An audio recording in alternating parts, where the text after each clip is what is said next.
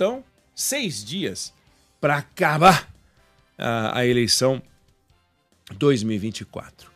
Boa parte da eleição 2024 já acabou, na verdade, né? Porque a gente vai ter segundo turno em 50 cidades, tem 5.590, 70 municípios no Brasil. Então, a eleição já acabou, ela já tem uma cara. Claro que faltam cidades muito importantes, capitais muito importantes. A gente acompanha as capitais com interesse, mas a força política já está definida, o tamanho mais ou menos dos partidos já está definido, evidente. Se o MDB passa a acompanhar, né, passa a comandar São Paulo, mantém a eleição de São Paulo, mantém o controle de São Paulo, são mais 6 milhões de eleitores, 7 milhões, sei lá quantos milhões de eleitores tem em São Paulo. Se o PSOL ganhar a eleição, imagina, o PSOL vai ter 8 milhões de eleitores no, né, na lista dele, não é uma coisa, uma brincadeira. Hoje está muito mais para o Nunes, sabe-se lá o que o Guilherme Boulos tem que fazer nos poucos dias que faltam para poder virar esse jogo. Mas o que eu queria falar é que ontem a gente fez o Band Eleições, o último Band Eleições, na TV Bandeirantes, analisando a eleição. E estava o Schiller, né? O Mitre, naturalmente. A gente conversava com eles, eu e a Thaís Freitas, para entender qual é a cara dessa eleição. Toda eleição tem uma cara. É evidente que a gente precisa fazer uma diferenciação importante. Quando é uma eleição presidencial, todos os brasileiros votam numa pessoa só. Então você pode falar qual é o recado das urnas. O Brasil quis o Lula em 2022, o Brasil quis o Bolsonaro em 2018. É evidente que uma parte do Brasil quis o Bolsonaro em 2018, uma parte do Brasil quis o Haddad em 2018. Não podemos desprezar a quantidade de pessoas que quiseram o Haddad, dá mais de 45%, 48% dos brasileiros quiseram o Haddad, mas a maioria quis o Bolsonaro em 2018. E depois preferiu o Lula em 2022. Isso sim, você pode dizer, não, olha, qual é o recado das urnas? Porque você pode até dizer no singular, o recado das urnas. Quando você tem uma eleição estadual, aí você já tem 27 realidades.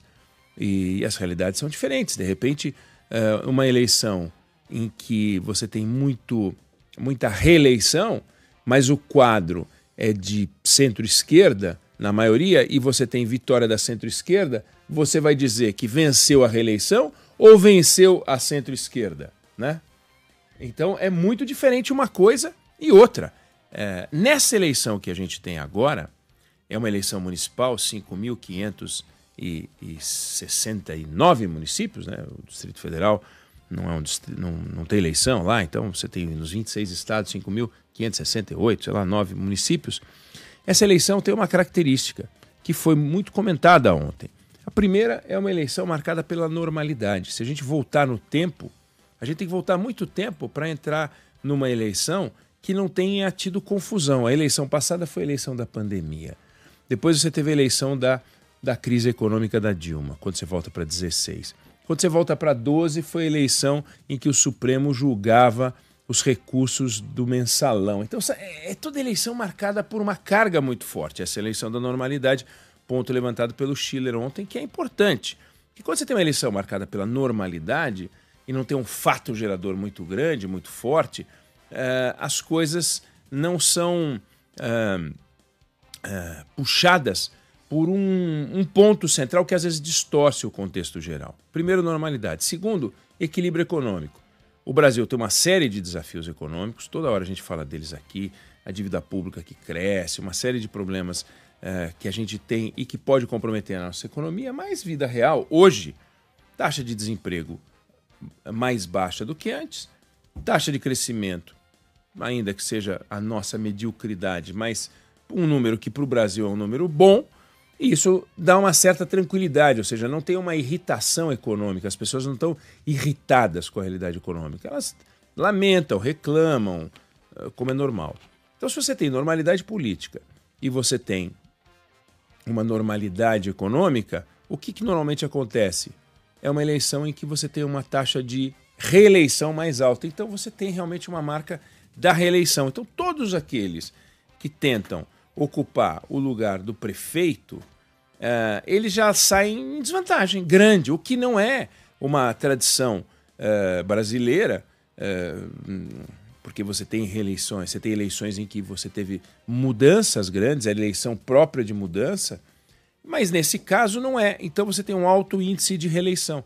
Aí quando surge, eu me lembro que o José Luiz da Atena, numa das entrevistas que ele deu, quando ele saiu candidato, não quando ele saiu candidato, porque quando ele saiu candidato ele estava com uma taxa de intenção de votos, fruto do conhecimento pessoal, tal, bem elevado.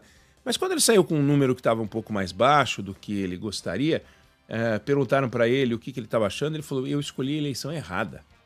Eu escolhi a eleição errada. Não é uma frase sem sentido, não, é uma frase com sentido.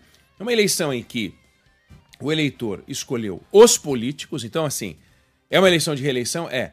Mas e se não for, quem é que vai para o segundo turno com o prefeito? Um outro político. Eu só quero gente normal, eu só quero político, eu não quero gente de fora, eu não quero... Não teve lugar nessa eleição, até o momento, se tiver, vai ser um feito, uma coisa inesperada, não teve lugar para o outsider. Até agora o outsider não se fez presente. Não tem um João Dória. Não tem um João Dória. Aquele que poderia ser um João Dória radicalizado ficou pelo caminho.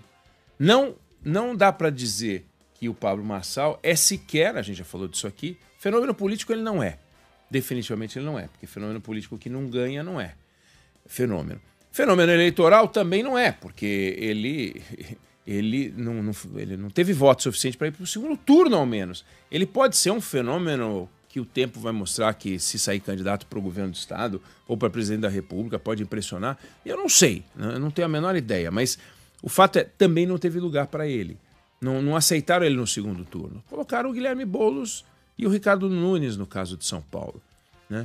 Aqueles que eram mais admirados, os que se reelegeram, não teve caso de prefeito em cidade que tem segundo turno, em que o opositor ganhou no primeiro turno. Quem ganhou foi o prefeito que ganhou em primeiro turno, quando houve vitória em primeiro turno. Isso é uma coisa muito curiosa. Pode ser uma série de coisas. Como eu falei, mudança no ambiente político de normalidade, mudança no ambiente econômico de normalidade, mas pode ser também uma mudança na cabeça do eleitor, porque o eleitor está votando já há um tempão. O Brasil tem um déficit eleitoral importante, que foram os 20 anos de regime militar, mas o eleitor já vota há um tempo razoável para prefeito. E ele já está mais vacinado, então quando vem vou fazer algo muito diferente, o eleitor fala, puta, não vai, meu. Ele não vai fazer. Ele não vai fazer. Então o eleitor está mais desconfiado, o eleitor não aceita essas promessas muito inovadoras, que nem são inovadoras. O camarada, para entrar, tenta sugerir que quem faz está fazendo tudo errado e que ele pode fazer de uma forma muito diferente. E o eleitor começa a falar, meu, não pode, não vai fazer. Quer dizer, qual é a maneira de melhorar, por exemplo, o sistema de poda na cidade de São Paulo? Ou o cara pega uma planilha e um estudo técnico da universidade, não sei das quantas, começa a explicar por A mais B como é que ele vai mudar o sistema de poda e vai todo mundo dormir, ou ele simplesmente fica, como fica o Guilherme Boulos, esculhambando o prefeito, criticando o sistema de poda e dizendo o que ele vai fazer? Vou melhorar o sistema de poda. E isso você ouve em todos os casos em que o prefeito e tem um cara da oposição. Então assim, a saúde no teu município, como tá? Tá ruim. O que você vai fazer? Melhorar. A saúde, a educação tá ruim. O que você vai fazer? Melhorar. Pô, mas aí o eleitor olha e fala, meu, é claro que ele tem que falar que vai melhorar. Você dá bronca no teu filho, ele fala, ô pai, tá, e o que você vai fazer a respeito? Eu vou melhorar.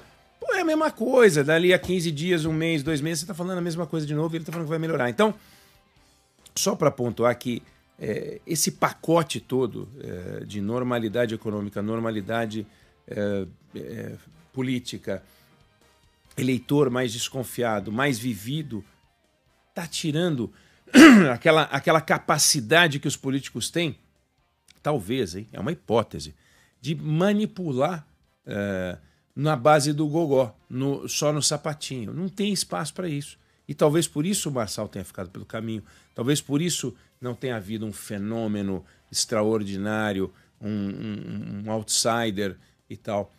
Você vê, o outsider da eleição americana é o mesmo outsider da outra eleição, que já foi presidente, nem outsider ele é mais. O Donald Trump foi um outsider, agora ele é É o cara de dentro, pô, né? O Bolsonaro era o outsider da eleição, hoje ele é establishment, ele é um personagem da política, como o Lula, que em algum momento também foi um outsider quando ele veio do movimento sindical.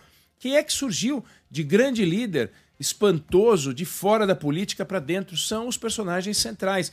Os partidos têm um poder extraordinário, os presidentes de partido têm um poder extraordinário, os partidos centro-direita mandando para caramba, a verba institucionalizada mandando para caramba, ou seja, tudo funcionando conforme o regulamento. Essa talvez seja a cara dessa eleição. Vamos ver se domingo prega alguma peça na gente, alguma novidade que mude essa avaliação. Não sei se você concorda ou discorda, mas essa é a opinião que eu tenho sobre o assunto.